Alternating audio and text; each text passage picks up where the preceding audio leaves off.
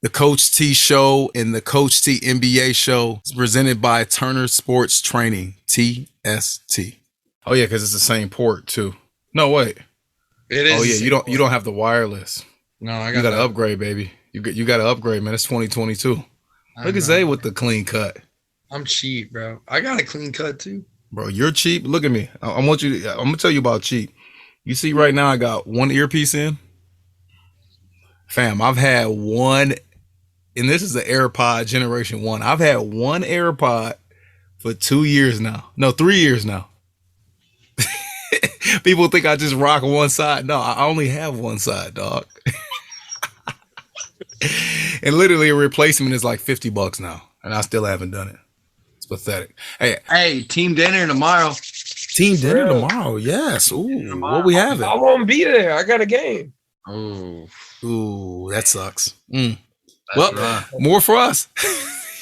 That's rough, man. Hey, Coach Brown was texting me earlier. He was like, "Hey, we still got team dinner on the schedule." I was like, "Let me confirm it. Let me make sure." So, I texted, our team moms and stuff, make sure we got it under wraps. And he was like, "It's not a big deal if we don't have it." I said, "Whoa." Yeah, slow down, big fella. That's a free meal for me, man. Yeah, that's a free meal. That's a big deal. I'm gonna make sure. Go. Ladies and gentlemen. Yeah. Hey. You know what time it is? Yeah. You know what time it is? Some people are probably like, what time is it? You know what time it is. It's showtime. Let's get it on. Get it on the floor. Get it on the floor. Get it on the floor. Get it on the floor. Let's get it, man. I got nothing but smiles on my face. And guess what? BG got a smile on his face. Zay got a smile on his face. Because you know what? It's the Coach T NBA show with BG and Zay. We bring in a gang of energy tonight. Like it's game 7. I told y'all last week, man. I felt like last episode we were a little under par, man. We were about a C+. If I had to give us a grade. We got to be an A+ tonight, man. Game 7 tonight, man. How y'all boys feeling, man? Talk to me. Talk to the people as well. I mean, I'm feeling good, man. You feeling good? It's been a great weekend, man. It just beautiful. We had a nice little week of school, a couple snow days here and there, so it wasn't a full week. But I spent the weekend just refreshing, trying to get right. We had Saturday off of practice, so trying to come into the new week refreshed, rejuvenated, and definitely let loose a little bit this weekend. So I'm ready to go, man. I'm ready to go. This is week 4 for us for the show. Man, my picks have been disappointing me. That's another thing, man. Zay been hot as fish grease, man. I pick Luka, he loses. I don't pick Luka, he has a triple-double. 2 in a row. You know what? I don't get it, man. I need to call these dudes up before I make picks. I'm telling you, they listening anyway, so just know that. Keep talking, man. They listening. Zay, how you feeling, big dog? Hey, all right, and I'm feeling great. As you mentioned, real hot on the picks, and I look to keep it rolling this week. Honestly, everything going well, breathing, being able to smile. Another week in the books, and we about to hit it running. Y'all about to hit it running, and like I said, man, we got to come with a bunch of energy, man. We got some great topics tonight. We will start with our best of, and then we'll go into a little bit of trade talks, potential trade talks. One in particular, because we went full force last week with the trade machine, but there's one player out there. His name begins with a J. His last name begins with a H. His last name rhymes with Barden. That makes sense to y'all? I don't know. He seems a little frustrated in his locale, in his location. So we're gonna talk about him and his team, and maybe they are parting ways soon. Let's see. We'll also talk about some teams that may be in panic mode with the second half of the year rolling around. All-Star break is here. Some teams need to step it up. Either, I don't curse, but they either need to poop or get off the pot. So I think some teams are going to be in panic mode if they don't get that rolling. And then we're going to talk about the All-Star snubs. You guys know we're going to have our major All-Star mega cast next week because that's coming up. But in terms of the All-Star snub, there were a couple cats where I was really surprised. And I know BG and Zay, they were really surprised too. These guys did not make the All-Star teams. And then we're going to talk about the best games of Week 17, which is this week. We are already in the 17th week of the NBA, man. And we're only halfway through it. So it's a beautiful thing. So let's get rolling, fellas. You guys ready? Yes, sir. Let's get it. Okay. So going with the best of, who would like to begin? I think last week we began with BG. So Zay, you fresh off the cat nap, because Zay just told me just took a nice little nap. You fresh off the nap, man. So I think you should start this. Spark us, man. Get us rolling with a nice little run right now. Spark the team right now. Let's get going. Yep. So best of. So we'll start off in the Eastern Conference. I think we'll start off with teams actually. So best of the week, I'm gonna have to give it to the Miami Heat in the Eastern Conference. Today, actually, they secured the first spot in the East over the Chicago Bulls. Hats off to Eric Spoelstra. He'll be representing the East in the All-Star game. And in general, they've been playing well relatively of late. Coming up, just balling. They're 9-2 in their division, 18-6 impressively at home, coming up to the break on a 2-game win streak, and 6-4 in their last 10. So, right now I think they're one of those teams that's piecing pieces together, and it's pretty cool to see, because a lot of people might forget 2 years ago they were the runner-ups in the NBA, and that's something that's people like. Nothing to sneeze at. Nothing to sneeze at. A lot of people they might forget about. Like, hey, I was thinking about that conversation today. They said, "Well, name the last off the top of your head without looking up." Looking it up on the internet. Like, name the last 5 runner-ups from any major sport, and a lot of people can't do it. So hats off to them. They're getting it done right now. For the Western Conference, I'm going with the Golden State Warriors. They've won 8 in a row. Coming to a halt at the All-Star break. Really chasing after the Suns, and eventually there's gonna be a neck and neck battle in the West. But even outside of them, the West they pushing the limit on teams that could really be contenders. And 40-13, they're 9-1 in their last 10, an impressive 25-4 record at home, and they're also 8-1 in their division as well. So they're getting it done. All-Star break, that's really the turning point for a lot of teams. And I feel like this team with Klay Thompson, getting this groove back slowly but surely. They're gonna that old thing back. Yeah. So, Okay, that man, some good teams there. BG, what you got, man? Keep the run rolling, man. Hit a couple tray balls for us. No, you know what? I'm glad he went with those teams. They're balling out. They really are. But the reason why I'm glad is because those aren't the teams I'm going with. Exactly. it was tough this week, but in the East, I'm gonna go with the Toronto Raptors. Raptors. That's my team too. I'm with you. Yeah. Drake. So we're on the same page. To me, Drake is the top guy in the game right now. He's been around the game for about 10 years. Drake is he's a Raptors fan. He's from Canada. So I'm gonna go with the Raptors, man. They've been balling. Fred VanVleet, he gets an All-Star nod. But they've won 5 straight games. They beat the Heat, the Hawks, they beat the Heat again, and the Bulls and the Hawks again. So that's 5 wins against some quality teams. They're really balling right now. So they don't have all their guys, but Siakam, Fred VanVleet, they just have a winning culture. They just don't have the all-star.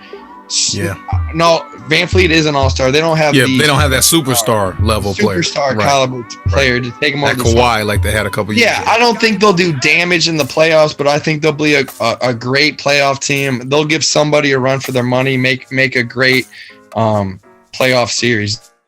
Okay, so the West is tough, man. I mean, in the West, if you look at the standings in the West, I think the top 6 teams in the West all have like a 3-game winning streak or more. So I had to kind of dig a little deeper. I think Zay might have picked these guys last week, or you might have picked these guys last week. But I'm going to go with the Minnesota Timberwolves, man. I mean, they're on a 4-game winning streak. They've won 6 out of the last 8. They've won 7 out of the last 10, I believe. Or 8 out of the last 11, something like that. And they have 2 wins over the Pistons, the last 2 wins, which is a lower level team, obviously. That ain't saying much. But they beat the Nuggets, they beat the Jazz. They had some tough games against the Suns and the Warriors that they lost. Beat the Trailblazers, beat the Nets. But they're keeping themselves in a great playoff contention spot. You know, Cat is playing super awesome right now. Anthony Edwards is, I mean, he's got such a dog mentality. He's playing at another level with a chip on his shoulder, and they're just playing well right now. They're keeping themselves in the hunt in the West. So they're my team of the week in the West. All right, bet. Look, man, I like it. I like the energy you guys are coming with, man. I'm gonna go in the East. I'm not gonna belabor the point because me and BG have the same team for the East. We talking Toronto Raptors, man. Drake's team. You know what I mean? Like Jurassic Park. Like, those boys are playing tough. You talked about Van Fleet. It's not Van Fleet, right? It's Van Vliet, actually. So I always screw that up. So he's balling out, right? I think he is the first undrafted player. So shout out to my Pistons here on this one. The first undrafted player since Big Ben Wallace for the Detroit Pistons to make an all-star team. So that is big credit to them. That's big credit to that franchise, man. Siakam, who's been balling. Possible snub in the all-star as well. So we definitely got to talk about that. But Siakam, Van Vliet, and then another cat that I want to talk about with this squad, and he's going to be my player of the week as well in the East. We talking about Gary Trent Jr. He's been balling, y'all. I think he had 4 straight games of 30 points at one point over the last week and a half, shooting the tray ball like crazy. And you know, we it's funny because I tweeted this and we talked about this last week. 2nd generation NBA players, he's one of them. His father, Gary Trent Sr., played for San Antonio. I think he played maybe for the Bucks. Wasn't a great player, but played a long time. He was an NBA veteran, and his son is now taking on that torch. And I think he's going to be a much better pro than what his father even was. So that the Raptors have been balling, man. That goes without saying. Again, I think they are winners of 5 or 6 straight games. So shout out to them. In the West, I'm going to go with 2 low-key teams. Some teams we never talk about. Number 1, I'm going to talk about the New Orleans Pelicans. Yes, the Pelicans. They are in their last 10 games. Look, they've only gone 5-5. But if you're talking about just last week in specific, they won what? They went 2-1 last week. They beat the Pistons. They beat the Nuggets in Denver, which was a huge win. So I just want to shout that team out, man, because you talking about Ingram, you talking about Valanciunas, not having Zion, like, it is tough. Zion is their franchise player. When you don't have that franchise player, you can't expect too much, but they're hanging. I mean, they're staying afloat, man. Right now, they are in the 11th spot with 21 wins, 32 losses. They're right behind, pretty much neck and neck with the Trailblazers for the 10th spot. So there's a small chance that the Pelicans can make the play-in. So that's saying a lot if you don't have your former number 1 pick playing the entire season. And I want to shout out Willie Green too, their head coach. Willie Green, Detroit legend, man. So shout out to you. And then also another team in the West that I want to shout out, Oklahoma City Thunder. I mean, honestly, they are like a development G League type of team. They don't have any star players unless you're talking SGA. But I think he's been out the last couple of games just with an ankle injury. So they've been hanging on by a thread, but getting the job done. Last week, they had wins over the Trailblazers. They had wins over the Mavericks. And then they came back around and smacked up on the Trailblazers again. So that just goes to show you that even with a young team, not a lot of superstars, playing in the West, which, quote unquote, especially if you talk about Zay, that's a tougher conference of the two. Right, many believe that. So they playing tough in the West, not getting a lot of wins. But last week, man, they got some very important wins, and they really are starting to build some confidence. So I just want to shout out those young teams we never talk about, national media never talks about. But we got to make sure here on the Coach T NBA show with BG and Zay, we talk about teams like that, man. Let's talk about players. Zay, who you got for us? But hey, before we go, let me. You talking about young teams? I want to shout out a younger team than you talked about. Let me shout out my Duke Blue Devils real quick. Go get them. Smacking the Tar Heels. Smacking the Tar Heels. You talked about Gary Trent. Gary Trent is a Duke Blue Devil. Yes. He is, man. Mm-hmm. And that was man. Huge win, Duke over UNC, and shout out to our head coach, Coach Mike Brown, who is a Tar Heel fan. So him and BG. In the Dean Smith. Yes, Mike Brown got engaged at the Dean Smith Dome or Center or Court. I don't know what it's called. Whatever it is, all I know. the house that Dean Smith built for sure. So hopefully you guys had a nice little friendly wager on that one, man. Maybe he wears some Duke gear next practice. You know he's not confident enough to bet on. No. All right, let's talk about players. Zay, what you got for us? Players. So keep us hot, man. Keep the run going, bro. We feeding you the ball. Hey, in the Eastern Conference, I'm giving it to my guy Darius Garland. Definitely 219 roots. I knew it was coming eventually. Claimed his first ever All-Star appearance in the state of Cleveland, or in the state of Ohio, in Cleveland, Ohio, where he plays for the Cavaliers. He's led the Cavaliers to a really solid start coming to the All-Star break. 33-21 last week. They came up. They were 2-1 on the week, and he posted games of 24, 19, and 13. And leading back into that, he had multiple 20-point games as well. So he's definitely been dishing the ball out. Had a double-double to add on that as well. And against Milwaukee, who's one of the better teams in the NBA, he had 19 points, 8 assists. So he's getting it done. On the year, he has 869 total points coming into this point of the season. So I know he got shaken up. He isn't going to be playing this first part of the week because of his back, but 19.8 points a game puts him top 25 in the league right now in scoring, and 8.2 assists a game puts him at 6th in the league. So he's definitely getting it done, and he's going to be exciting to watch in the All-Star game.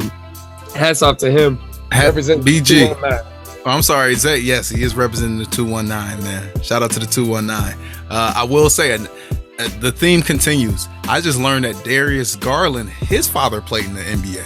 Yes. Okay, second generation player again, man. Yes. So I'm gonna blame my father, man. It's my father's fault that I'm. Yeah, man. Pops wasn't getting enough jump shots up, man. He was getting some shots up, but they had nothing to do with the basketball. And actually, one more stat. Speaking of, fathers and stuff, he playing a lot, like really good. Like some people don't realize. So in 54 games, his plus minus is plus 317 on the year. We're talking about Garland, right? Yes, Garland. Yes, Darius Garland. His plus minus 317 on the year, and he does not turn the ball over. He's averaging in his last 10 games. He's averaging almost 12 assists and only 4 turnovers. So he's efficient at best. Efficient at best. So definitely getting it done for sure. And in the Western Conference, I'm going with Donovan Mitchell. Donovan Mitchell, he's been playing hard all year. Just came up with a big win this past Friday over the Brooklyn Nets, which we chose on the Coach T show. And so he came up big in that game, 27, and shot perfect from the free throw line, shot 85% from 3 with 27.6 assists. And outside of that, a little hiccup in the Lakers game, but scored 31 against Denver. And, you know, dating back to last week, had multiple big games, but 2-1 in this past week, week 16. So he's getting it done right before All-Star break. He's going to be looking at, you know, a really productive second half of the season, averaging 25.5 points a game, and he will get it done. BG? All right, so in the West, yeah, I mean, you look at the stats, you always got the same dudes at the top of the stat list putting up numbers. By the way, this isn't my guy of the week or anything, but Nikola Jokic is putting up the most proficient, or the player efficient rating. PER, yep. PER, he's got the highest PER, the second highest PER ever, I think, or maybe the top PER ever. You're talking about over Wilt, over MJ. Like, his PER right now is 33 plus, man. I mean, he is balling. It's insane what this cat's doing. But in the West, I'm gonna go with Anthony Davis, man. Anthony Davis just came back not too long, a little bit more than a week ago. He came back. The Lakers need this guy, man. They really need him. They're struggling right now. But you talk about in the last week, going back to last Sunday, the January 30th, he had 27, 5 and 4 in a loss to Atlanta. February 2nd, he had 30, 15 and 2. February 3rd, he had 30, 17 and 2. And February 5th, he had 28, 17 and 3. So you're talking about 3 straight games with over 28 points and over 15 rebounds. I mean, that's getting the job done, bro. Happening, you know? And that's what he needs to do, and that's what LA needs from him. If LA is going to be serious about making a title run, I mean, if LA is really going to be serious about competing in the playoffs, they need this guy. They need this guy. That they built the team for him.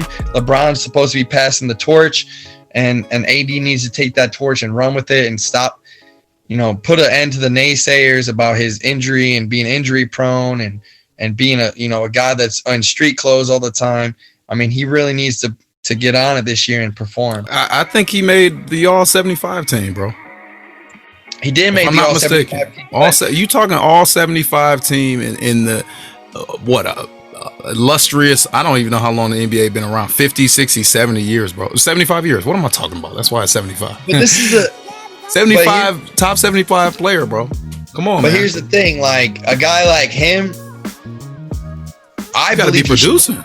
I believe he should have made it, but did he make it because of the hype on him? Is it overhyped, or is it because of what he's doing? And I feel like he's one of those guys that gets overhyped because he's, 7 foot, whatever, 7'1" or whatever he is, and he can do this and that, and we haven't seen a skill set like him and all that and stuff, So I feel like he gets a little overhyped because of his physical freak of nature compared to what he's actually doing. I mean, before LeBron, he wasn't winning playoff games. So he's got to do his job. He's got to be the guy for the Lakers so that they can make a deep playoff run. For the East, I'm going to go with this is a little surprising to me when I was looking at the stats, but he's keeping his team right in playoff contention. They got a couple guys out. This is a shout out to our guy Mike Brown, and also a shout out to Zay here. I'm gonna go with Nikola Vucevic, man. Vucci man. He's balling for the Bulls lately, man. Yep. He's balling for the Bulls. You talk about last Sunday, he had 24, 14, and 3. February 1st, he had 18, 13, and 2. February 3rd, he had another 30-point game, 18 rebounds, 4 assists. February 4th, he had 36, 17, and 4. And February 6th, he had 23, 7, and 5. So I mean, he's balling. He's been facing a little bit of in and out this year throughout the lineup, being COVID and injury and stuff like that. But he's a great pickup for the Bulls in the offseason, and he's balling for them right now. And he's a big reason why they're sitting number 2, I believe, in the East. And a reason why they got a shot to make the playoff run. But he's gonna have to be big for them while Caruso and Lonzo Ball are out until they get healthy. It's got to be, he's got to be the presence inside. Yeah, it's DeRozan, it's Zach LaVine, and Vucevic, man, and he's got to be producing for this team to be a title contender. Hey, speaking of the Bulls, man, and you guys didn't answer me on this. You guys are probably flaking me on the group chat. DirecTV, what's up, man? Like, why, if I'm quote unquote in the Chicagoland area, being here in Northwest Indiana, why don't I get the Chicago Bulls games? You guys don't have to answer for DirecTV, but DirecTV, somebody got to holler at me, man. Hey, I feel like I get 98% of Chicago Bulls basketball games. Bro, I get none of their games, but then my father-in-law, he's got AT&T U-verse. They get all their games. I don't get it. Oh no, man. You might be DirecTV stream. I love it, but hey. They might have your Michigan. Yeah, I got my Michigan credentials in there. Because I definitely am able to see. The Bulls, they play on Chicago networks, so they play. I don't know, man. I don't know, but Vucci, man, shout out to you, man.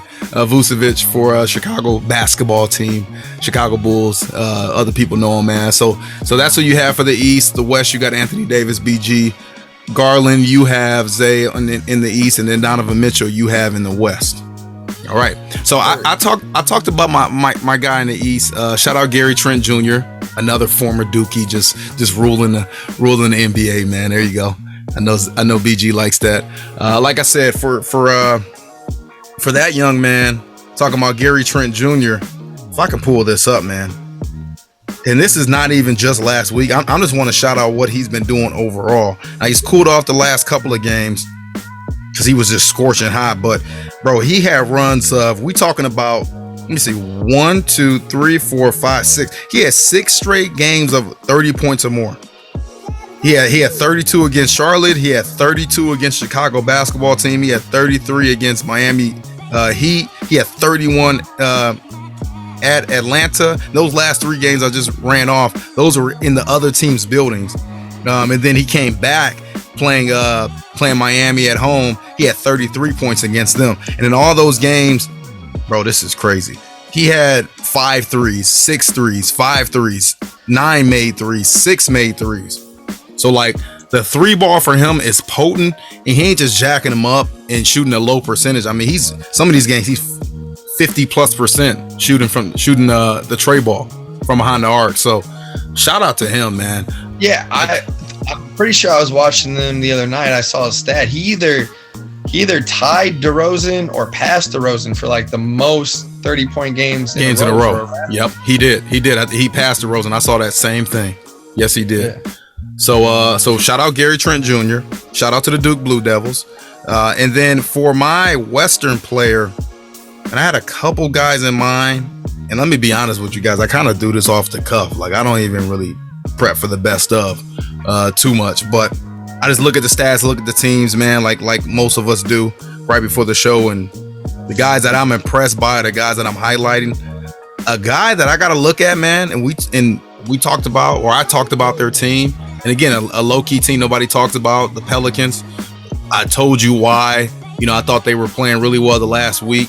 They got another win tonight, another big win tonight, so that they're rolling. And a lot of that has to do with BI, another Duke Blue Devil. It's just Duke's week, I guess.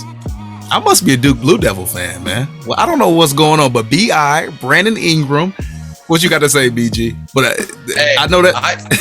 I tweeted this like 2 days ago. You know what? Like, I'm so sick and tired of people talking about how, Duke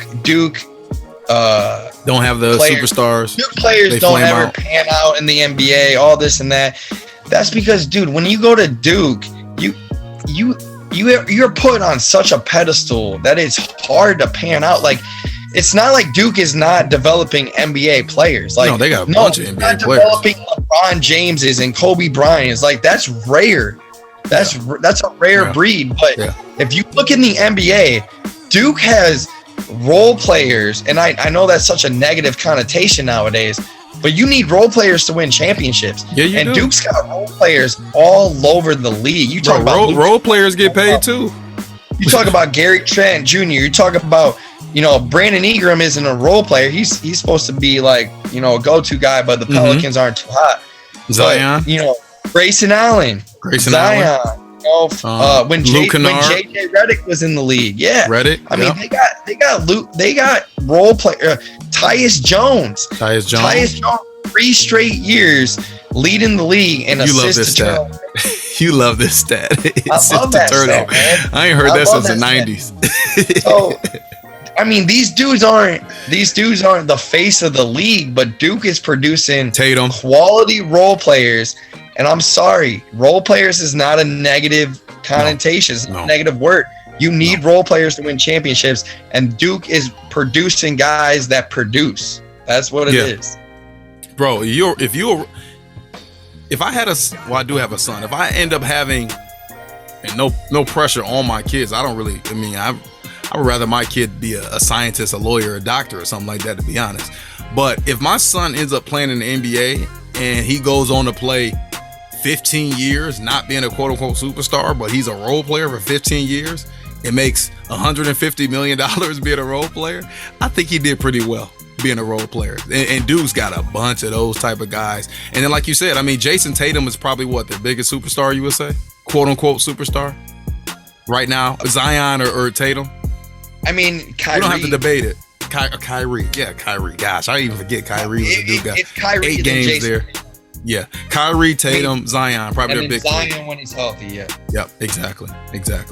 All right, yeah. So, long story short, we were talking about BI because he is a Duke guy, but I mean, the last couple of games, just the last 2 games alone, and one of those was tonight. So I can't really count it into last week, but again, it's been showing what he's been doing. 33 points, 12 assists. In the game before that, he had 23 points and 12 assists again. So you know that he can score, but now BI has added the element of being able to assist and facilitate the basketball, which, I mean, you think about it, with his length, his ability to score the ball like he does from really all 3 levels, especially from the mid-range level and being lanky and long enough to get to the basket, and then he can drop a dime on you. Come on now.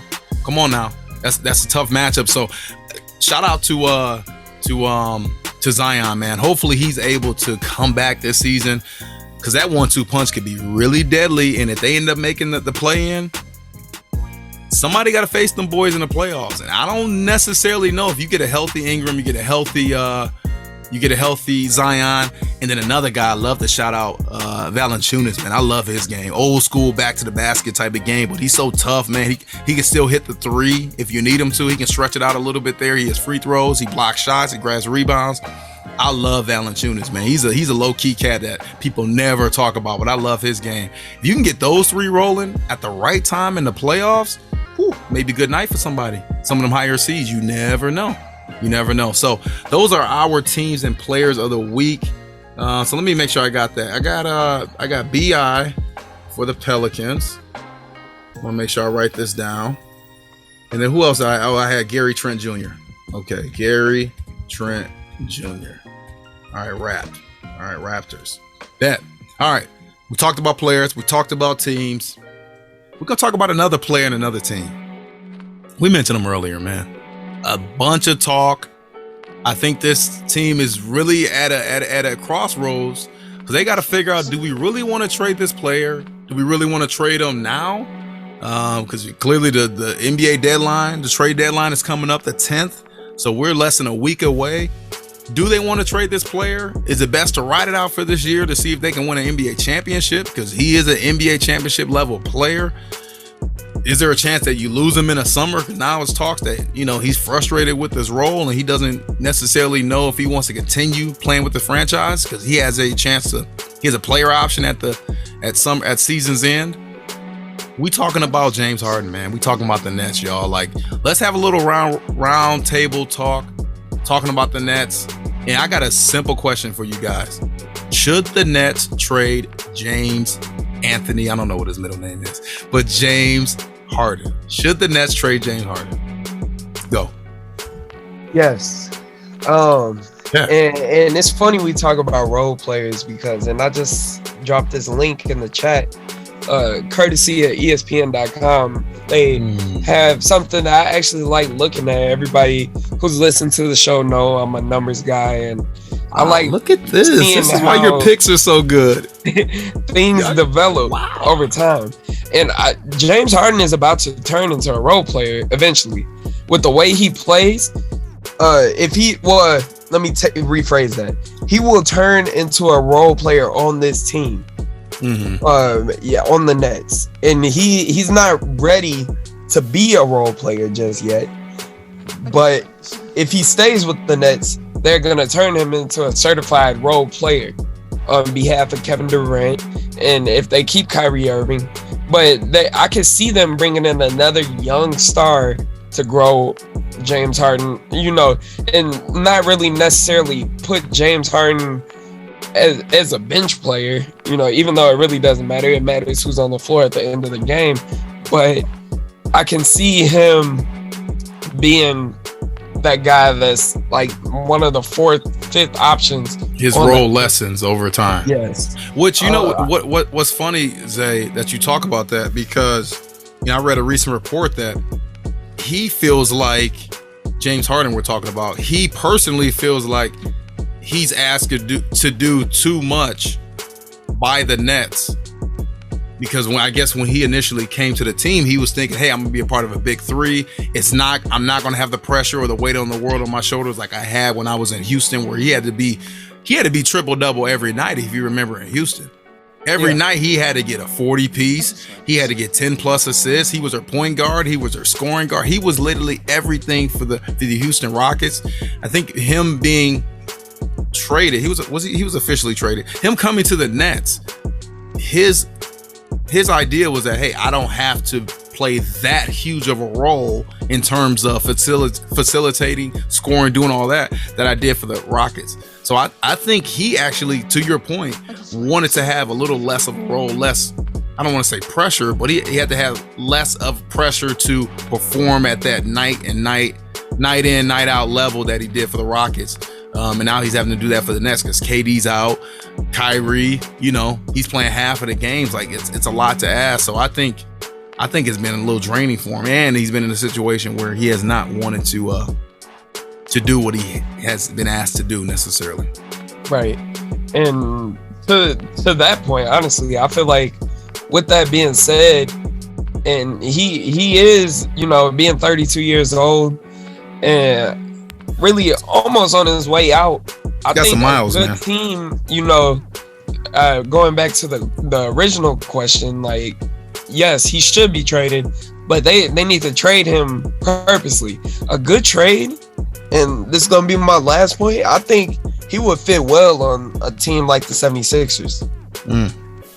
Get him a ring, get Embiid a ring. That's already a put together team, and he would be perfect because he wouldn't have to do too much, but he could do just enough. I love it. BG, same question for you, man. What should the Nets do with James Harden? That I'm conflicted, man. It's a tough question to answer because I agree with Zay and all his points. I think eventually he turns into, if he's on this team, he turns into a role player. If Kyrie's playing a lot, I think Harden's the third scoring option. I do. But if you're the Nets and you're trying to win a ring this year and you're not sure Kyrie's situation with the vaccine mandates and all that, I don't think you can, if you're the Nets, I don't think you can trade Harden right now. If you're the Nets trying to win a ring, I do not think you can get rid of Harden because let's say they trade him to the 76ers for Ben Simmons. Are you more confident in Ben Simmons coming in and playing with Kyrie and Durant when he's healthy and Ben Simmons giving you a better shot at the ring? Yeah, and it's a team you potentially would have to face in the playoffs. You're in the same conference. Yeah, and then you're giving a team in the 76ers who's like, third or fourth right now in the East.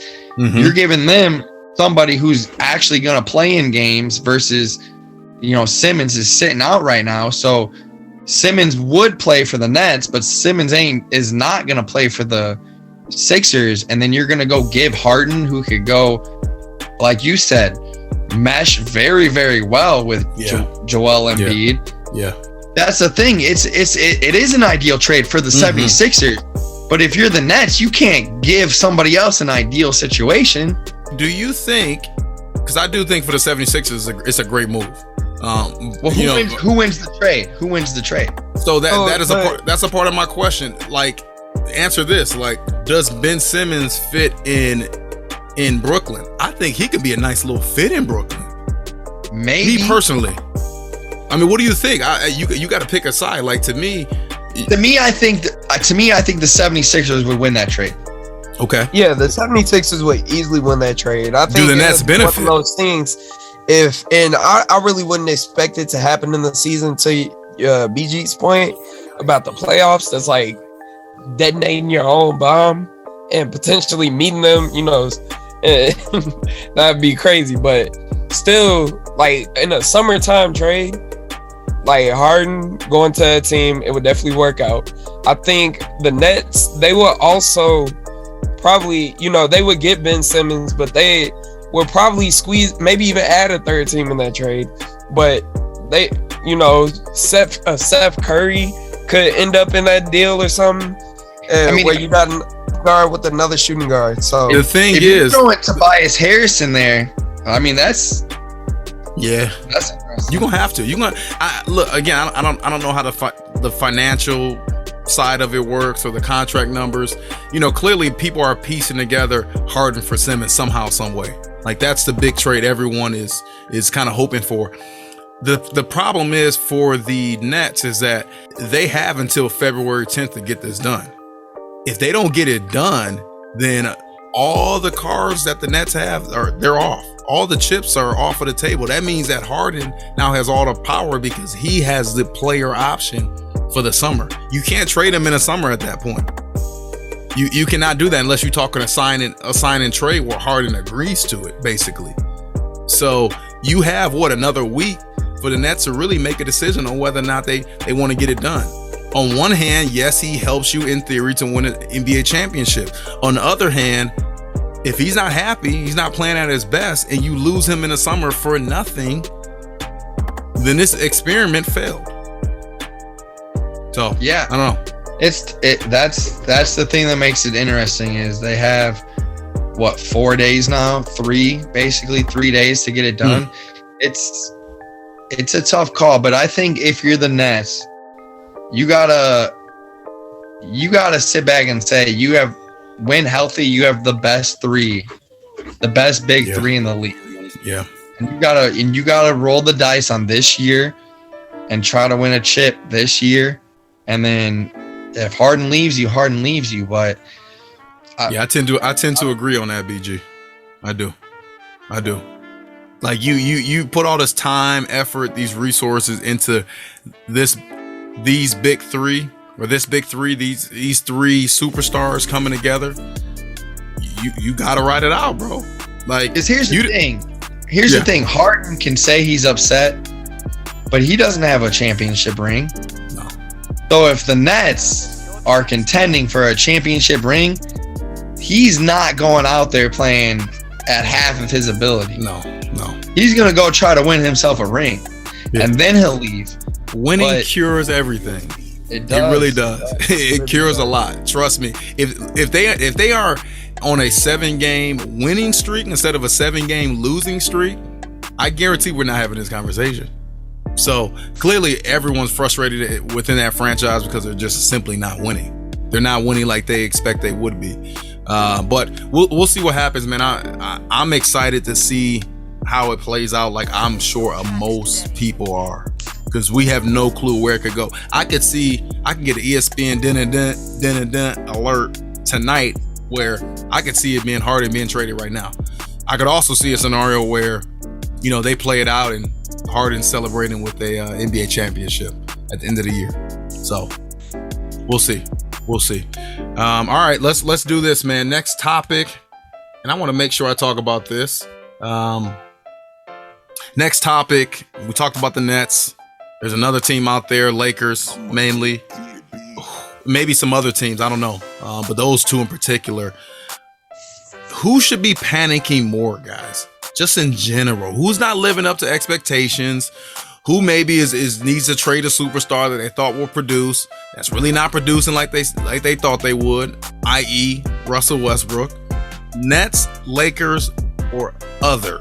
Who do you guys think is panicking more and why? Zay, go. It's definitely the Nets because of all the reasons we just talked about. Yeah. And, you know, in past shows, each one of us has mentioned, like, this year is the year that somebody needs to see something. You know, it's been way too long for the amount of star power they have on that team. It's definitely, in my opinion, it's been way too long for them to be championship lists. Like, no matter the circumstances, injuries, all that, like, all three of those guys, Kyrie Irving, James Harden, and Kevin Durant, they should be able to get it done. Yeah, they should be able to get it done. And, you know, you look at a potential, if they are not able to get it done again this year, which I really feel like that'd be the case, you looking at a potential blow-up situation. Like, where everybody just gets like, man, it's just time to go. Yep. You know, Kevin Durant. The experiment would be over at that point. Yeah. Kevin Durant's shown that he will get up and leave.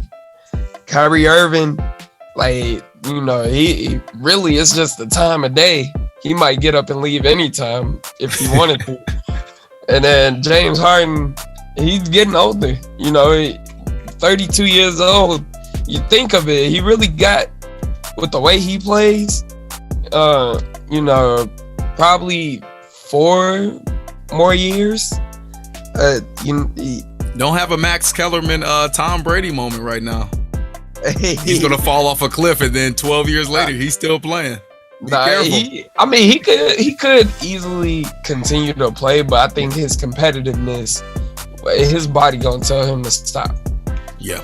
So, he, like, I can't really see him changing his game to like how like Vince Carter did and become strictly a shooter. You know, but he could, and I love to see it, but I just can't really vision it, especially in today's NBA. BG, how you feeling about it? Who is panicking more, Nets, Lakers, or maybe you have another team in mind? I mean, I'm going to stick with between the Nets and the Lakers. And again, this is a tough question for me, but I think, you know, if you take the whole situation into account, I think the Lakers should be panicking more because to me, when the Nets had Durant healthy, they were 1 or 2 in the East. They were at the top of the East. And I think we can all agree the East is easier to win than the West.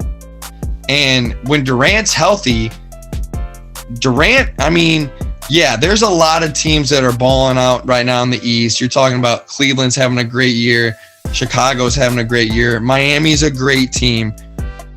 You know, the Bucks obviously have Giannis and they're defending champs, and Philly's got Embiid. Toronto's a great team led by Fred VanVleet. But Durant can win you series by himself against a lot of those teams. Then you go in the West, and you got Phoenix, you got Golden State, you got Ja and the Grizzlies, you got Utah, you got Dallas, Luka and Dallas, you got the Denver Nuggets with Jokic. LeBron by himself is not winning you a series against the Suns, against Golden State. We saw that. No. Yeah. So I think the Nets just got to get Durant back, and then they're fine. Mm-hmm. The Lakers got to figure some stuff out. And they possibly need a trade. They possibly need a huge trade. Mm-hmm. And I mean, they're sitting at 9 in the West right now. They're bare minimum in the playoff, in the play-in game. Mm-hmm. So I think the West is a lot harder to win, which to me means the Lakers in the West have a lot more. They're panicking right now because if you're talking about both teams competing for a championship, I think if the Nets are healthy, they're easily top 2 teams in the East. Even if the Lakers are healthy, are we sitting here saying they're top 2 in the West? Are we sitting here saying they're top 5 in the West? I mean, they got the Nets got to get healthy. That's their issue. The Lakers got a lot more issues than just getting healthy. So that's why I think the Lakers are panicking more than the Nets. I definitely tend to agree because of all the reasons you just said. I think the Nets are definitely panicking, yes, but I think the Lakers are in a scenario where it can get dire really, really fast. Like legit really fast. So you look at the standings, you talked about it, guys. The Lakers right now are 26 and 28. They're 9th in the West. The 10th spot, the Blazers have that. The Blazers are 5 games behind the Lakers.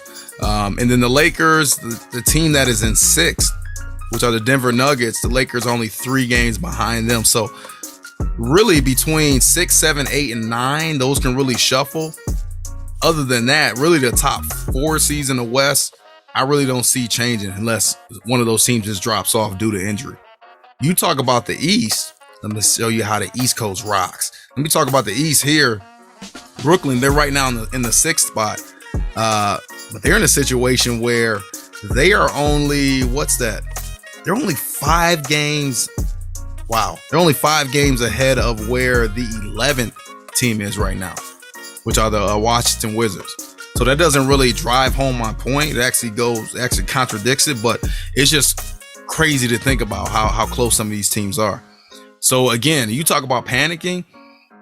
If both of these teams don't have a great run fast and soon, they're going to put themselves in a position where, they may make the playoffs, but they have a much tougher road to trek. If they are a bottom seed and then now they got to face a top seed, they don't have home court advantage. That's very tough. Like if the Nets have to face the Bucks or the Heat or the Chicago basketball team in the first round, do you think? Now I will probably pick the Nets if they're 100% healthy, but do they want to have to do that in the first round? No. Lakers, we saw what they had to do in the first round last year when they barely made the play in.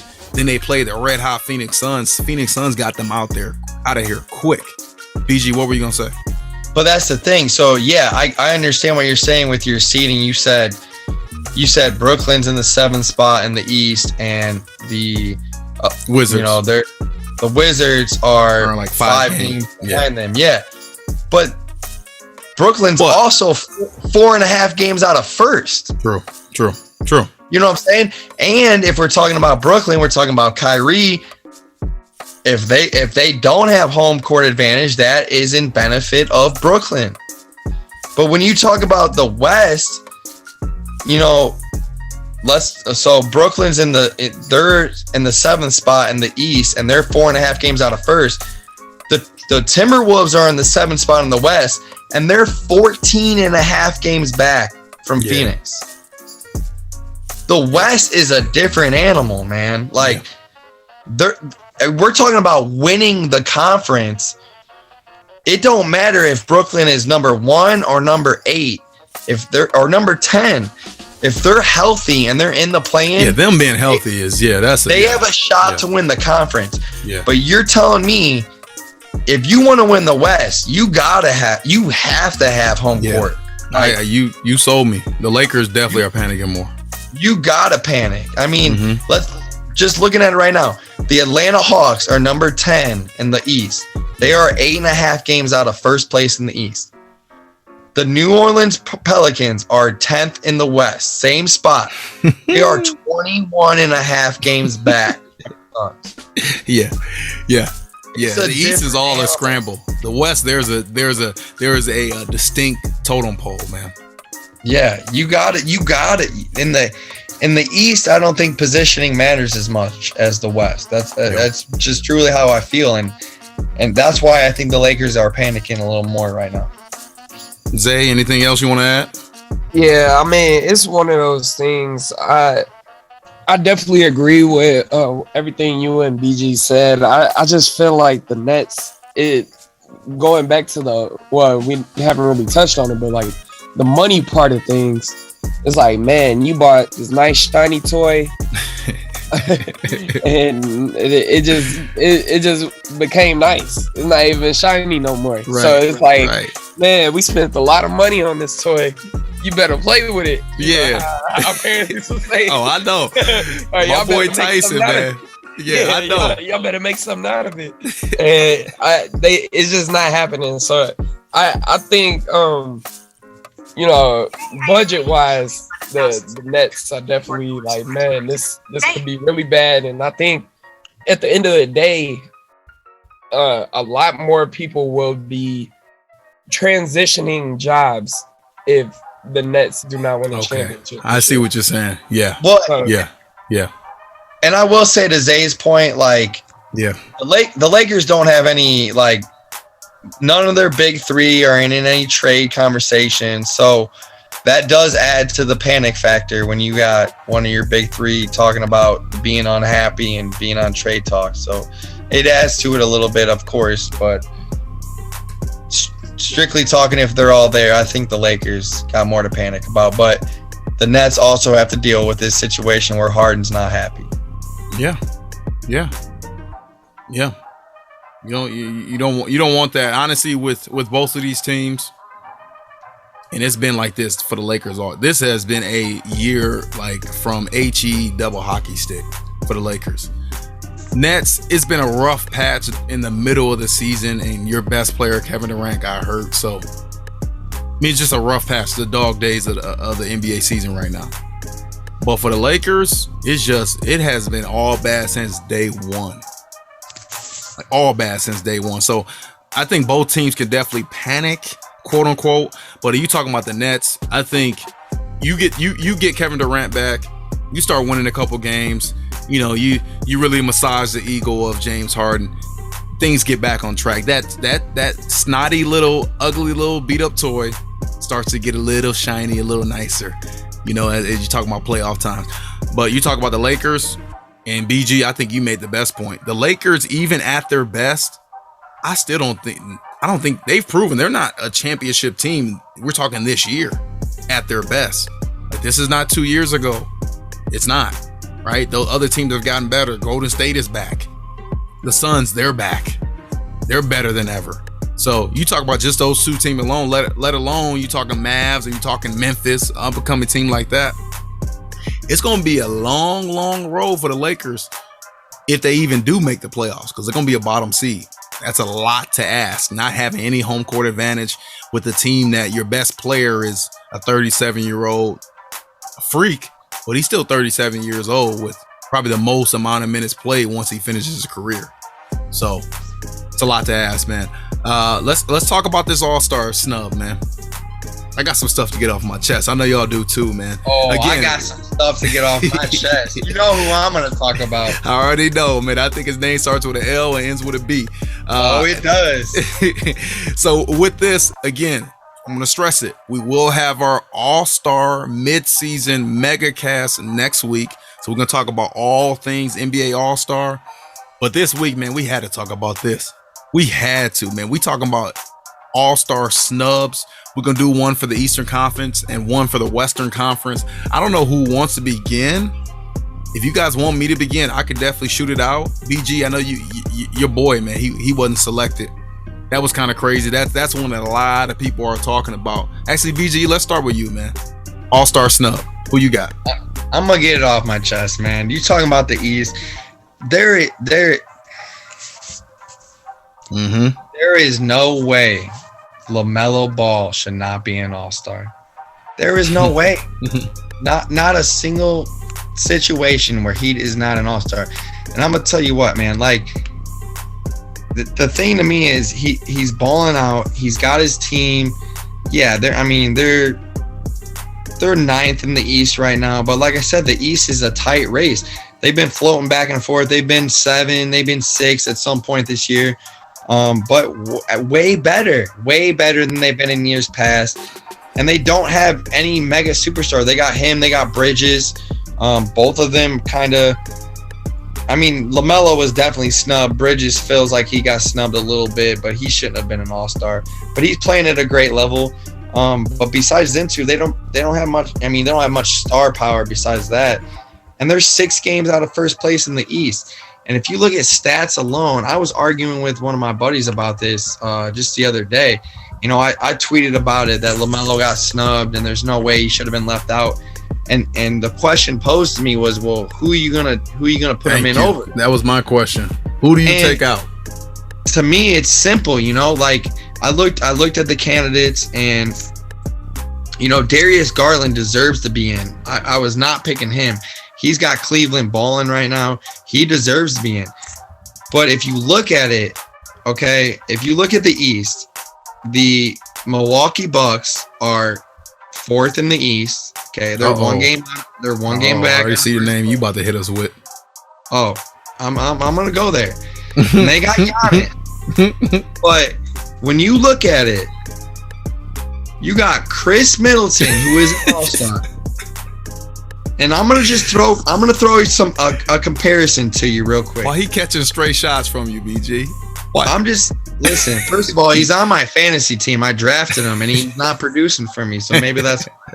But Chris Middleton this year averaging 19.5 points. Great. LaMelo Ball averaging 19.6. So point LaMelo Ball. Chris Middleton averaging 5.6 rebounds. LaMelo Ball averaging 7.1 rebounds. At like 4 inches shorter. Chris Middleton averaging 5.3 assists. LaMelo Ball averaging 7.5 assists per game. Chris Middleton 1.3 steals per game. LaMelo Ball 1.5 threes per game. Both of them averaging 3 turnovers a game. So steals or threes? Steals or threes? Because you said steals for Middleton and you said threes for I'm sorry. Both of them are Middleton averaging 1.3 steals. LaMelo averaging 1.5 steals per game. Okay. So LaMelo's got more points, more rebounds, more assists, more steals, and they're both averaging the same amount of turnovers. Okay. Well, what about wins? But you got Giannis, and that's true. what. Like my buddy posed me, he's like, well, obviously Middleton can't average that much. He has Giannis. That's and true. I'm like, that's true. Fine. Great point. All-Star game is an individual award. It's not about who's on your team and what you're producing.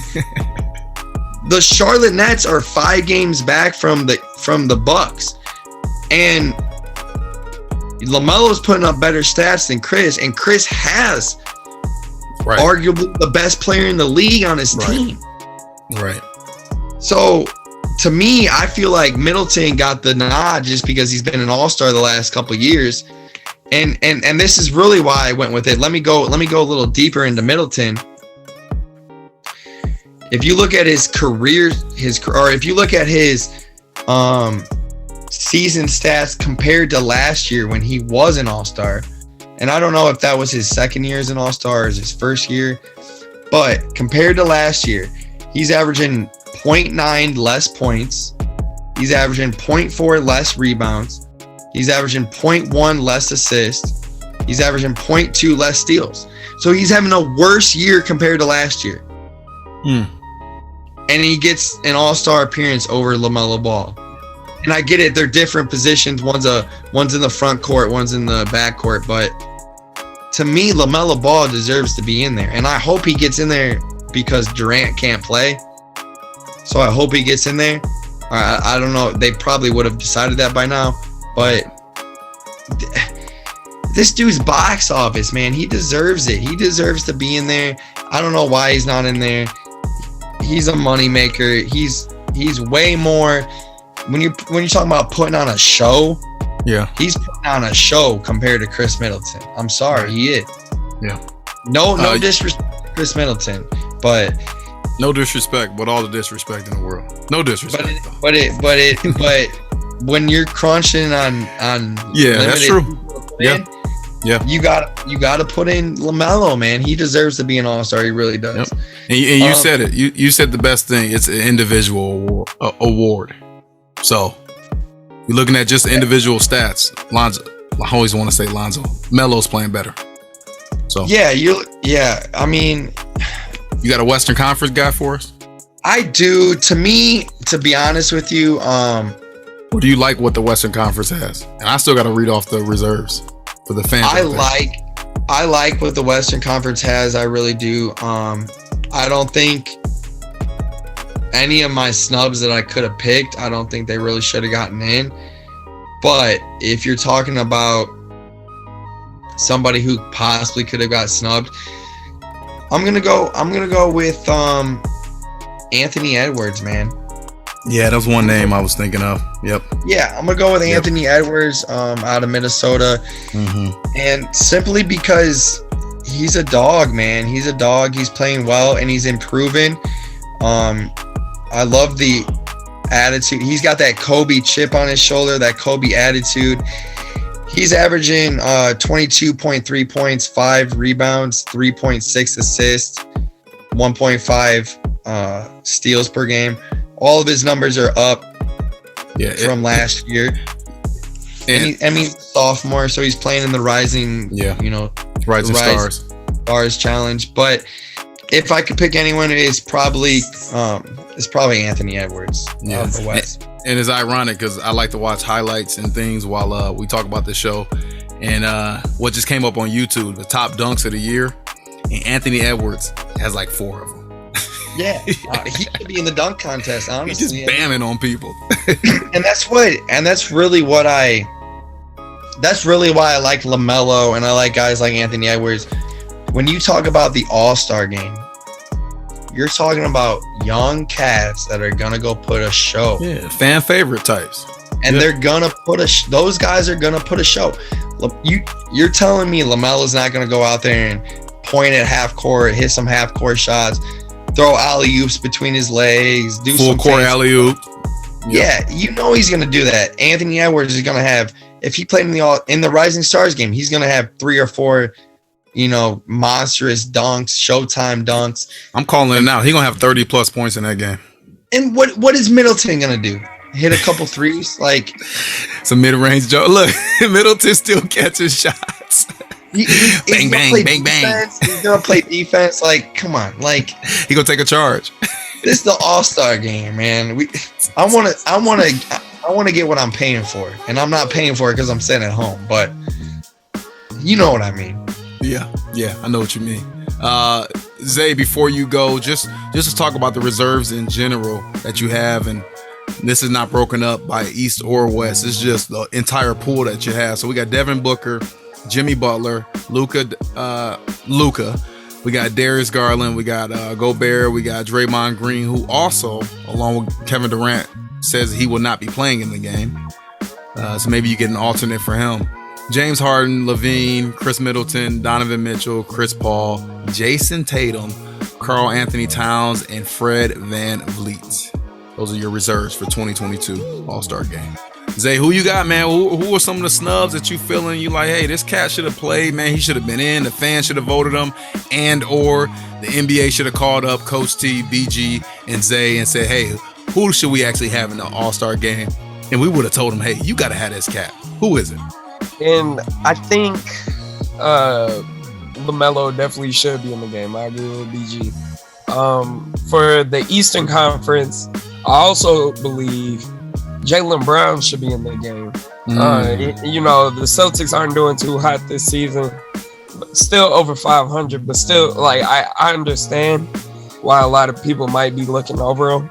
But the guy's been consistent, averaging over 20 points a game, and he's helping his team as best as he can, and they're actually on a win streak as well. So, I think it was one of those things later rather than sooner for them. But I definitely think he could have easily been in that game if they had a streak come around any sooner. For the West, Deseante Murray. Deseante Murray, he's been like balling for the Spurs this year. And Entire season, bro. it's another, and that's the thing about the All-Star game. A lot of people, they really just look at like the team records. This man, he playing on a below average team. But like and it's a snub. So, this is Zay's opinion. But I feel like he could have got another look, if anything. He's definitely been trying his best. He's top 5 in the NBA in assists and steals at the moment. So, like, that's pretty cool. That is crazy. Yeah, they're far out of the playoff picture, so I get it. It's really a team-based thing. If you're on a good team, your chances of being in the All-Star game are higher, and that's really how it is. Yep. Anybody else you want to mention? Because I got a couple cats I definitely want to bring up. Yeah, those really my top primary guys. I like Murray a lot, man.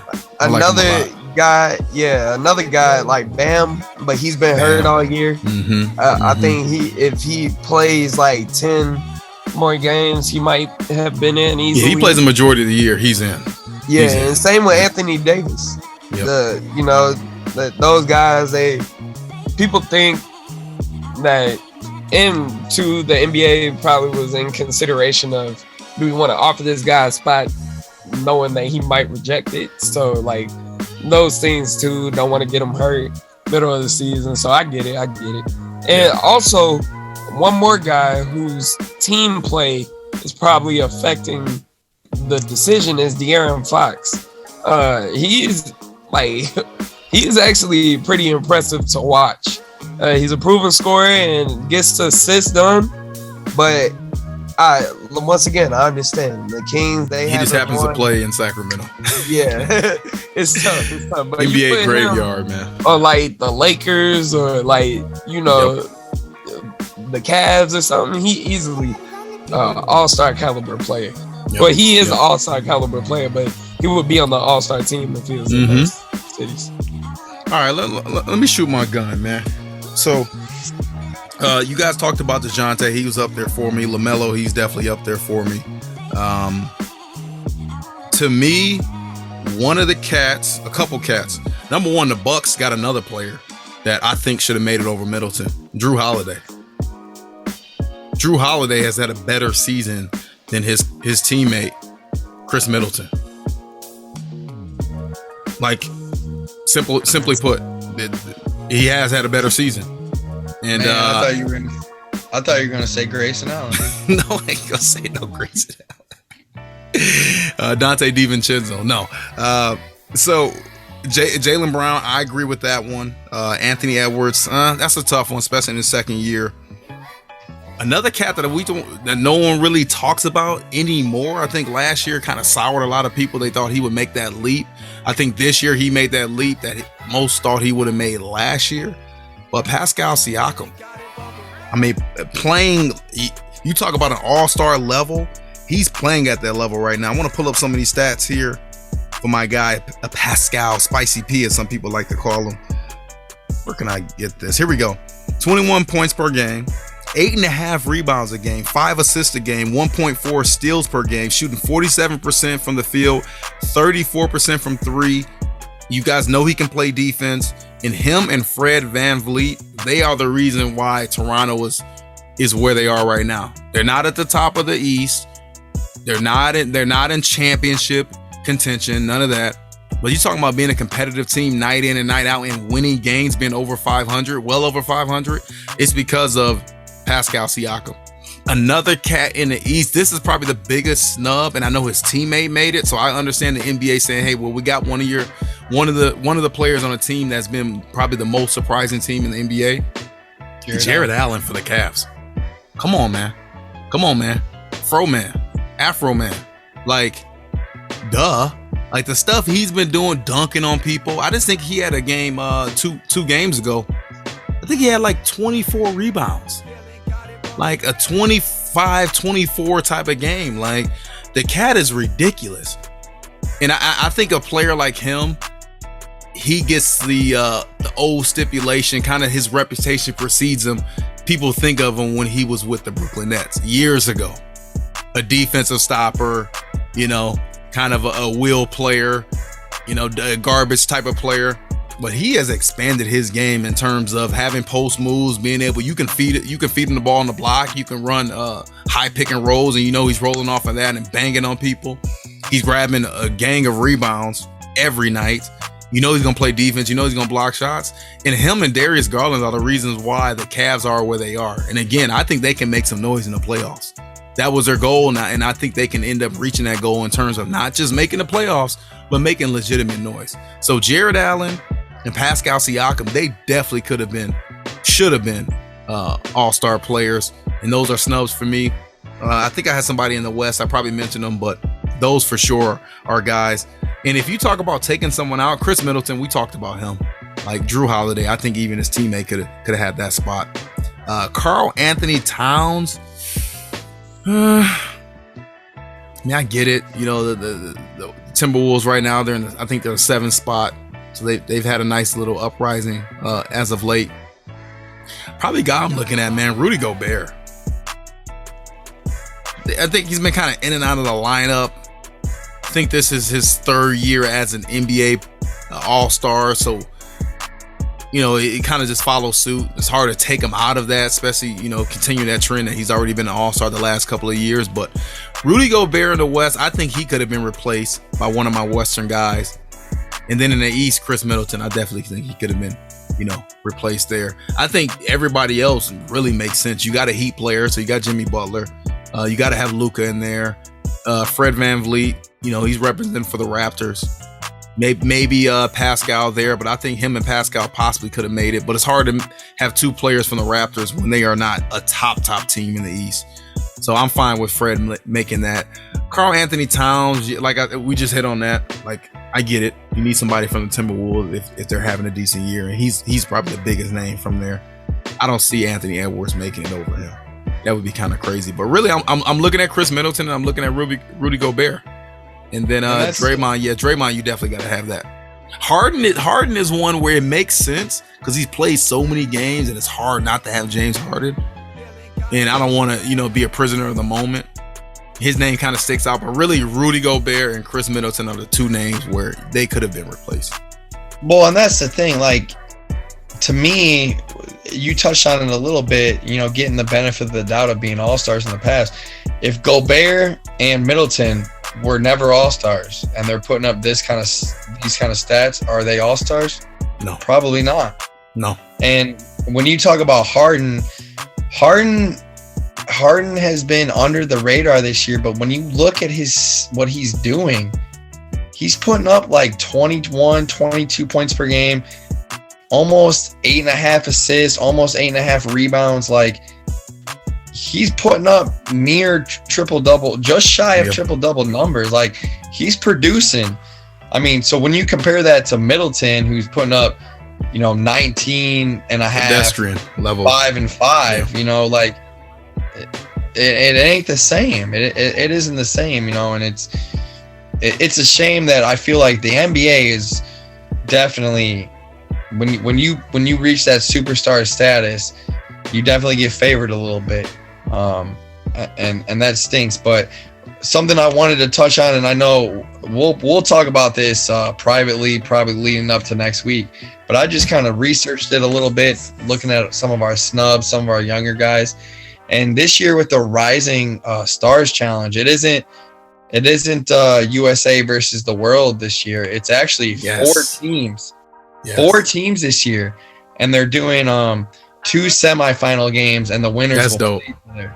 And you got guys. So just to rattle it off real quick, this is Team Barry. And they got a draft. They draft these players, They drafted, right? yeah. Yes. So this is Team Barry. Cade Cunningham out of the Detroit Pistons. Yes, sir. Dyson Daniels, G League Ignite. Evan Mobley, the Cavs. Isaac Okoro from the Cavs. Alperen Sengun from the Rockets. Yep. Jayshawn Tate from the Rockets. Your guy Franz Wagner. Franz, yes. And that's Team Barry real quick. So this is a team of what, eight guys, 7 guys, 1, 2, 3, 4, 5, 6, 7 guys. You got Team Isaiah, Precious Akunwa from the Raptors, Desmond Bain, who you've talked about, Desmond Bain, my guy, Shaquille Bay from the Pistons, Anthony Edwards, Sadiq Bey, yep, Sadiq Bey, yep, Tyrese Halliburton from the Kings. Jaden Hardy, G League guy. Isaiah Stewart from the Pistons. That's Team Isaiah. Pistons got like 40 players in there. Hey, and I love the fact they got G League guys in here. But Team Peyton right here, dude. This is the team I'm rolling with. LaMelo Ball, Scotty Barnes, Ayo from the Chicago Bulls, Desumu, Chris Duarte from the Pacers, Scoot Henderson from the G League. You got Jaden McDaniels from the Timberwolves, and then you got Davion Mitchell from the King. Off night, they call them. You have an off night when you're going against them. Yeah. And then you got Team Worthy, Cole Anthony, Marjan Bechamp. I don't know how you say that. What team? He's from the G League. Okay. Josh Giddey, who's balling from the Thunder right now. Yes, sir. Jalen Green from the Rockets. Yep. Herbert Jones from the Pelicans. Tyrese Maxey and Jalen Suggs. So you got a lot of young. That's kind of dope, bro. So all these they're gonna play like basically what they've been talking about for the longest. They're gonna use the All-Star game as they're gonna basically have these teams play at a mid-season tournament. Yeah, in a roundabout way. So this Rising Stars is a 4-team tournament. Yeah, they're gonna play 2 semifinal games, and the winners play each other. Bro, that's dope. I love that. That's right. I'm gonna be honest. I'm glad that you brought that up. I had no clue they were doing that because I did see that. I read somewhere Anthony Edwards was the first pick. Did I read that correctly? I don't know if they. Or is he not on the team? I didn't hear you. I didn't hear you call his name. Anthony Edwards is on Team Isaiah, but they got him listed 4th. I don't know the order of the draft picks. Yeah, I think he was one of the top picks, if not the top picks. But long story short, a long story less long. I love the fact that they're able to do this. Like, this is like one of the coldest things that you could do. That again, this is why the NBA All-Star break is the best in any sport. The fact, I mean, they could just throw this out there. Like, all right, cool. We're going to take some G League players, so we're going to highlight them. We're going to take some of our young players, which we're going to highlight. They're going to be the face of the league in a couple of years, so let's highlight them now. Let's play a little. Let's have 4 teams. Now we can have those 4 teams. We can highlight some of our former players, Isaiah Thomas, Gary Payton. Like, we can highlight some of those guys because now they are quote unquote team captains, team coaches, and we can have fun with the fans doing all that and have a little in-season tournament. Oh, that's cold-blooded. I love that. I'm going with Team Payton. I'm going with Team Payton, man. I need it in front of me to see it. Hey, don't start throwing out too many predictions and all that, man. We're gonna have our mega cast next week, big dog. They got Scotty Barnes, LaMelo Ball. All right, yeah. We'll give it to him next week. I love that. That's one of the dopest ideas the NBA has had in a long time. They've had a lot of really good ideas. I love that. Okay, cool. You got me hype already, man. Hey, let's talk about these games, the big games of NBA Week 17, which we're in right now. Let's talk about the big games and then let's call it a night. Sound good? Sounds good to me, man. All right, man. This segment is presented by the TST Speed and Agility Spring Sessions of 2022. Talked about that last week, man. If you haven't signed up yet, if you have a elementary or middle school athlete as a child, or if you're an elementary or middle school athlete listening to this, which would be kind of cool, man. Start the fans young of the Coach T NBA show. You guys can sign up for that. Signups are available now. You can find me on social media, man, if you got any questions. But first session in the winter went really well. Now we're looking to come back and kill them again for the spring session, which I'm really excited about, man. A lot of fun, a lot of safe environment, good environment, and you being coached by Coach T himself. So it's kind of cool. So let's do this, man. First major game And I like how we did last week. We talked about really the TV game. So the entire world is going to be watching these games. So the first big TV game of week 17 is Tuesday, February 8th. We have the 8th seeded team. We have the 8th seeded team in the Boston Celtics facing the 6th seeded team in the East, the Brooklyn Nets, who we talked about before. This is a TNT game. I don't know what time this game starts. I would imagine this is the earlier game on TNT because it's East Coast. Let's talk about this game, man. We don't have a number on the game at all, but let's just talk about who you think is going to win and why. Break it down. Yeah, I'll go ahead and start. I mean, to me, I know this is Boston at Brooklyn. We talked about Brooklyn being a team of panic. I wanted to go with Brooklyn here since they're on a 7-game skid, but since they are at home, that means no Kyrie. So you got no Kyrie, and then I'm looking at the injury report. Aldridge is out. It doesn't specify why. Joe Harris is out, listed as out. James Harden is listed as day-to-day. You got the James Harden drama and controversy. We talked about Tatum being an all-star, Tatum balling right now. We talked about Jaylen Brown maybe possibly being a snub.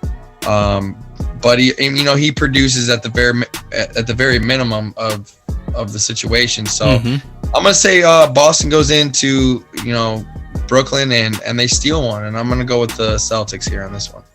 I love it. Well, it looks like I'm gonna make it hard for Coach T again. I'm going with the Celtics as well. Those guys, they got a team full of underdogs. Haven't really performed well, but they are performing well as of late, though.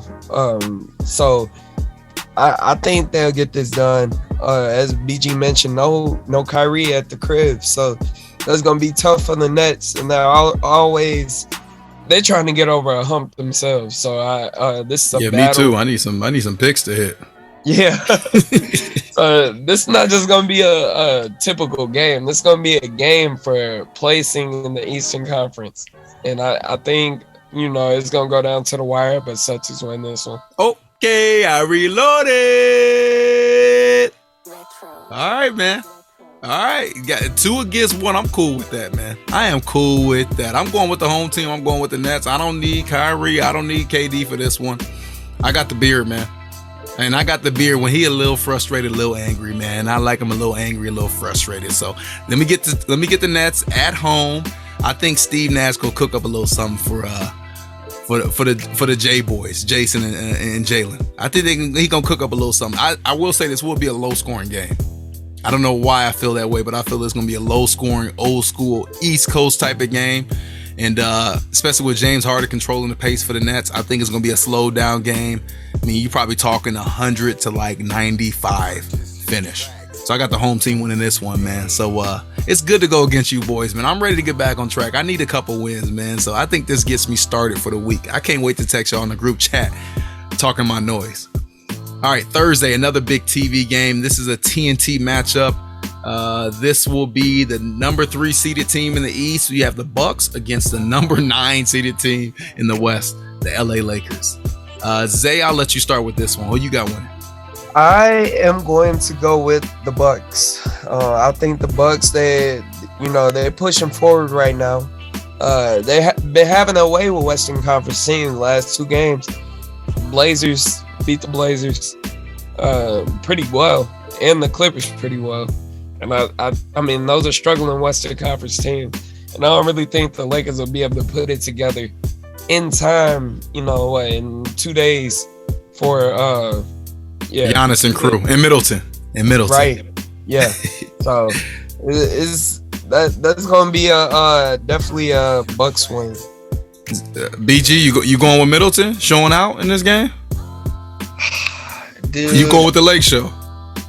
I just get so confused on these picks. Think long, think wrong, my friend.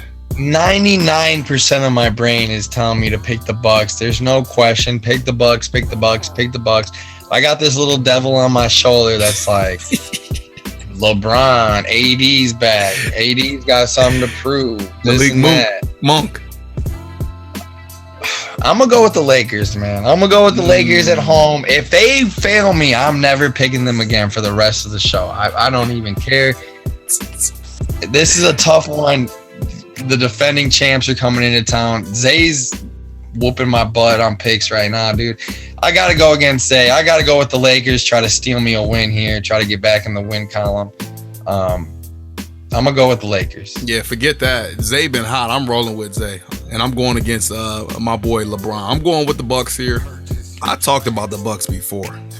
Like when they need to show out, the Bucks and the Suns, when it's a TV game, a national game, they need to show out and they are doubted. I feel like they always step up, always. So I'm definitely going with the Bucks here, and they get 2 days rest because tonight they played the Clippers in LA. Now they get a 2 days rest, and then they're gonna play the Lakers. And the Lakers, if I'm not mistaken, the Lakers do not play tomorrow. All right, so both of these teams will be fresh. That's 2 days rest in LA. Come on. That's true. That's you could have even more tired legs. LA. Are they resting? They rested. Come on, coach. I don't know if you've seen Giannis on social media. He's a wild boy. He is a wild boy. Yes. He's a youngin, and he's wild. Yeah. That's what happens when you got. Hey, they don't call him the Greek Freak for no reason. That's what he said. Hey, it's a little different too when you got like 400 million and you under 25. But yeah, I'm going with the Bucks, man. I think the Bucks go crazy in this game. It's a TV game. This will be totally opposite of what I think with the Celtics and Nets. I think the Bucks and the Lakers are going to score a lot of points. I don't think any team will stop any team. Going to be a lot of dunks, a lot of fast breaks, a lot of steals, a lot of turnovers, a lot of runouts, a lot of long threes. I think Middleton has a good game, BG. Are you surprised by that? No. I just really, to be honest with you, it was a hard game to pick because, I don't see, like you said, These were jokes. These were jokes, man. I don't see either team stopping either team, to be honest with you. That's why it's a hard pick for me. It's kind of like who's more on that night. And I just feel like, LeBron just got back. He just put up a triple-double. And I feel like TV game, they're in a dire situation. They're panicking, like we said. I just feel like LeBron balling out plus me hoping and betting on AD balling out. When LeBron and AD are balling out, I'm taking that over Giannis balling out and Middleton, pretending to be an all-star. Wow. Well, I will say tonight the Bucks played the Clippers. They beat them by 24 points. And my boy Drew Holiday, man, 27 points, 5 rebounds, 13 assists. You want to know what Middleton did? And hey, if Middleton is listening, sorry, buddy. This has been like the anti-Middleton episode. I'm sorry. But Middleton had 17 points of 6 of 13 shooting, so not terrible. 6 rebounds, 5 assists. All-star. All right, let's get through these other games, man. We got we got 2 more games. We got 3 more games. All right, we'll make them quick. Wednesday, we have the number 2 seeded team in the West, the Warriors, against the number 4 seeded team in the West, the Utah Jazz. The Jazz are home here. This is an ESPN game, so national TV game here. Zay, we'll go with you. Who you got? I'm going with, Golden State. They're going for the sweep.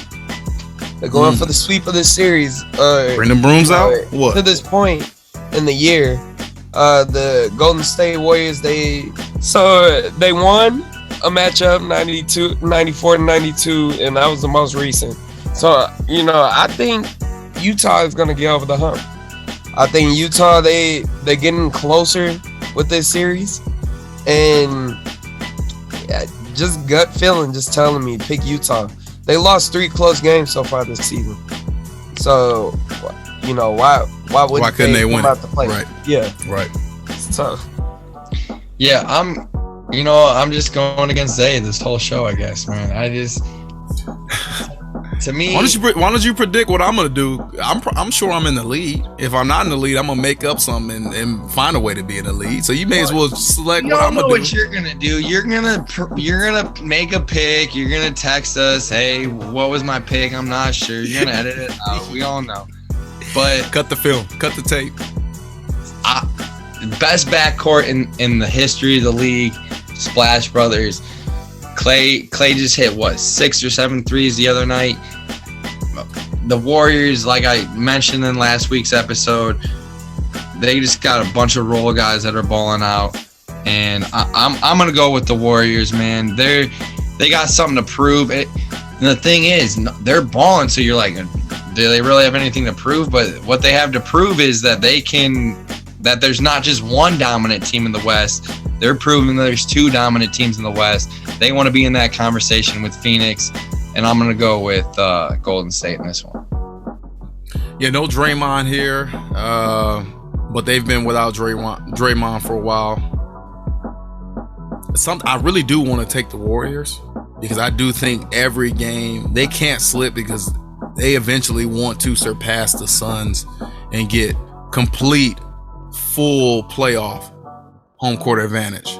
Only way to do that is obviously knock out the number one team and become the overall number one seed.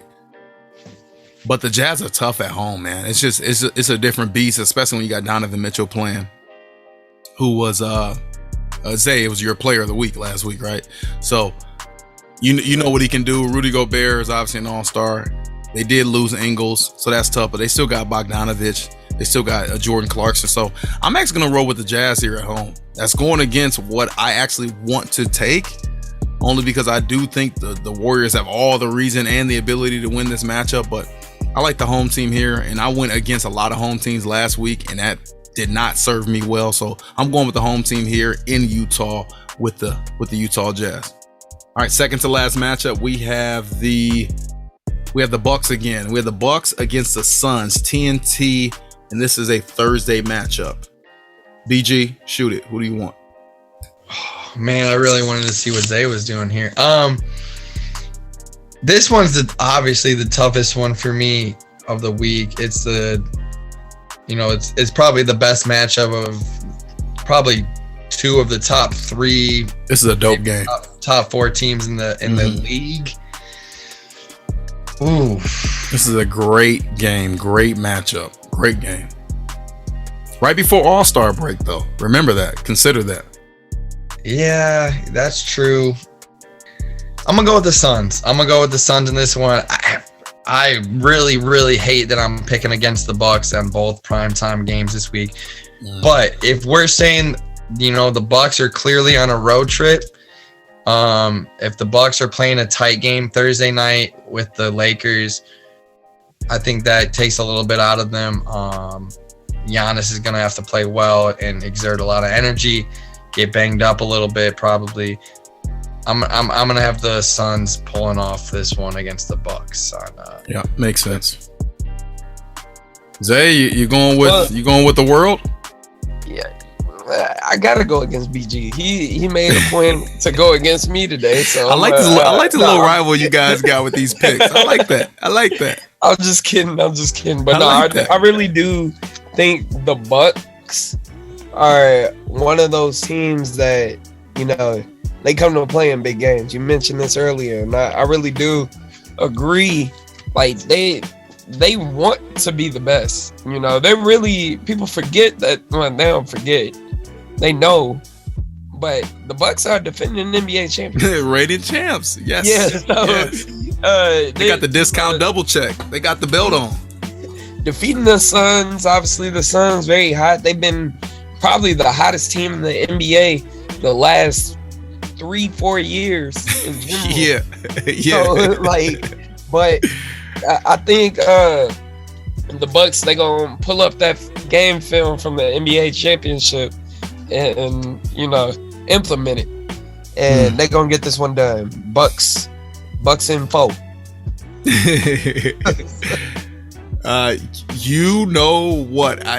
And it's funny because you mention it, people tend to forget.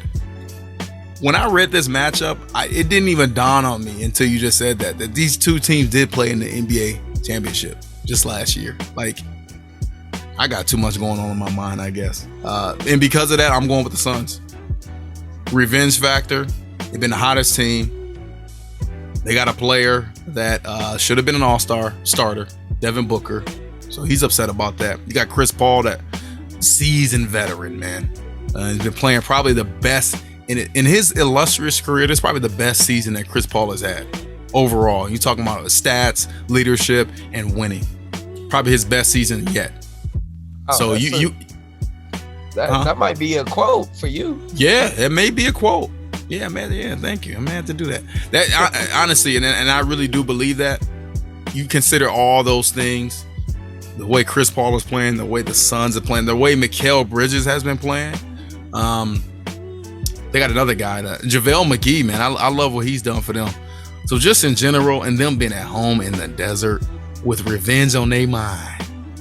I got revenge on my mind, revenge on my heart.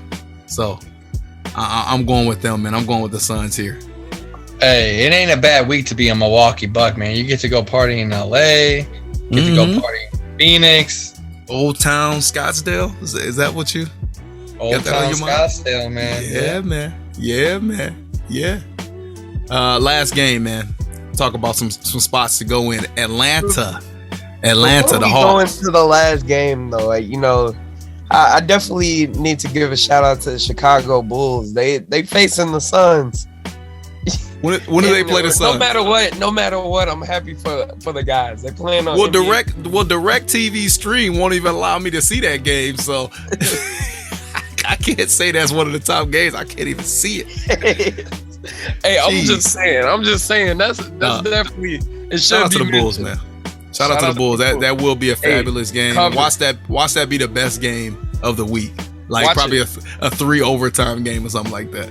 Yeah, no, I'm not saying they're gonna go out and win it, but they might cover. Make a pick. Make an extra. Make an extra pick for us. Who wins that game? Bulls and the Suns. Just you, Zay. Who you got?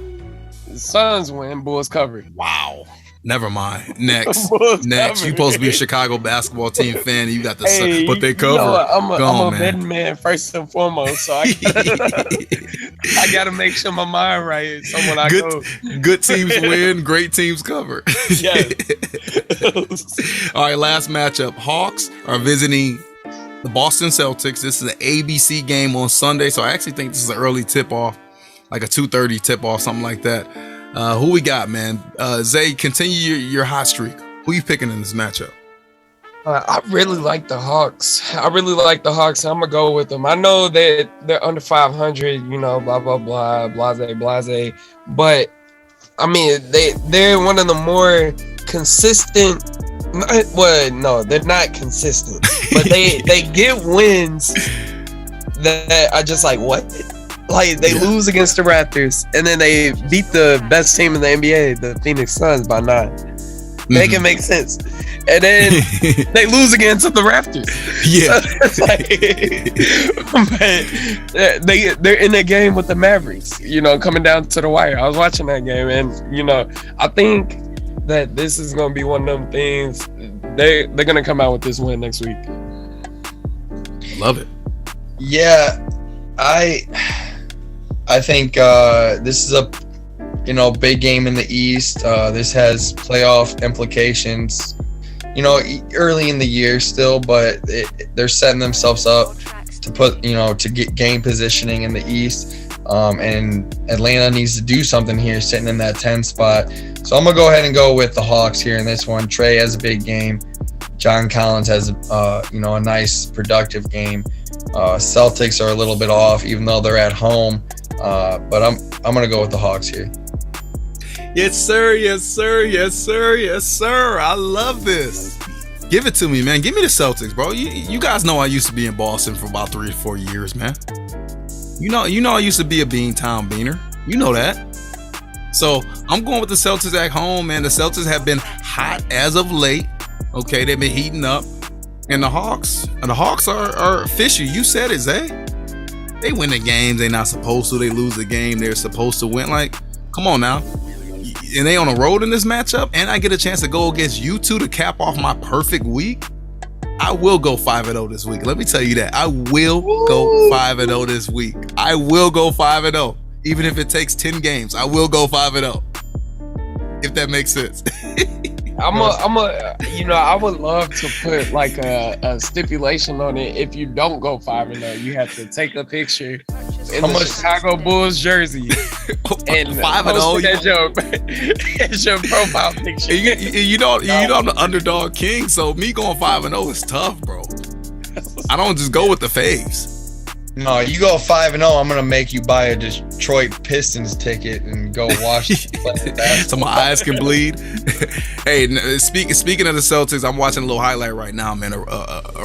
Robert Williams, man, and Jason Tatum throwing a behind the back pass to him on a fast break. Yeah, I'm rolling with the Celtics on this matchup, man. I'm definitely doing this. I get a chance to go against you guys. I get a chance to get the home team. It failed me last week because I went with a lot of road teams. So I'm going with the home teams this week. And I definitely think the Celtics can get it done in this Eastern Conference matchup. This could be a game where these two teams could be playing in the playoffs. So I think the Celtics want to kind of show, hey, little Hawks, we can beat y'all. Y'all come to our building, the storied building that is the Boston Celtics arena, you're going to get a beat down. So I think they get that done, man. All right, fellas, do you guys have anything you want to say to the people out there? Any people you want to shout out? Anything you just want to say in general to the fine fans that are listening? Yeah, just appreciate all you guys. Shout out to my guy Kenneth Grant, Hammond Central. I know you listening. He gave me a little stuff last week about like the one game I lost. But slow down. I'm all jokes, but I appreciate everybody listening. We all do. We know you guys love just conversating about this stuff. That's why you listen to it, and hopefully you're taking the right picks, my picks, in the true consideration. If you want to go up against your friends, whether it's for fun, it's all fun. Skittles and all that good stuff. So whether it's for fun or for funds, make it count. For real. BG, what you got for the people, man? Yeah, I mean, no, not much. Just the typical, family, friends. Obviously, shout out to our players at Hobart. We're getting to the last month of the year, just continuing to grind. But shout out to the Duke Blue Devils, man. Shout out to Coach K. Last year, Coach K's coaching his farewell tour. Had to put it on the Tar Heels last time at Carolina. It was the second largest margin of victory for Coach K at Carolina, beating them by 20 points this year. But love to see it. Duke's on another level. I don't know if the Tar Heels, they might have to start looking for a new head coach. I don't know, man. They're going in the wrong direction. The Blue Devils, man, we sitting pretty. We got Shire at the helm next round. He's got the next 2 number 1 recruiting classes. So it feels good. It feels good this weekend to be a Duke Blue Devil fan. It really does. Hey, the Dukies, they keep adding NBA players. Maybe some of those guys will come on an NBA show, man. Maybe. They keep suspending my guys, maybe. For hard fouls. We got to get Grayson on the show, man. Or we got to do a live show from Franklin House. Is that what you guys talked about? I got a couple texts about that. People like, you never been to the Franklin House? No, I ain't never been there. So y'all got to show me a good time if I go. You got to throw some darts. You know how to throw some darts? Shuffleboard? They don't have a shuffleboard there, but we can throw some darts. We can make it work. We can throw some darts. I'm throwing darts at these picks every week, so I can throw some darts. All right. I'm going to wrap it up, man. I'm going to shout out my family, of course, man. I want to shout out the Coach T NFL show. We will have our final episode of the season. Talk about, have a big mega cast talking about the Super Bowl, the biggest game of the year. I still don't know who I'm going to pick for that game, man. I'm leaning Bengals, but then I'm also, looking at the home team, the Rams, like they can get it done. Beautiful story either way. So shout out the Coach T NFL show with Kyle and Hicks. Shout out my co-host. And shout out my wife, man, because she's allowing me to do this at 11 o'clock at night when she's got to get up really, really, really early to go to the office tomorrow. So shout out to you guys as well, man. Thank you for doing this. Thank you, fans, for listening.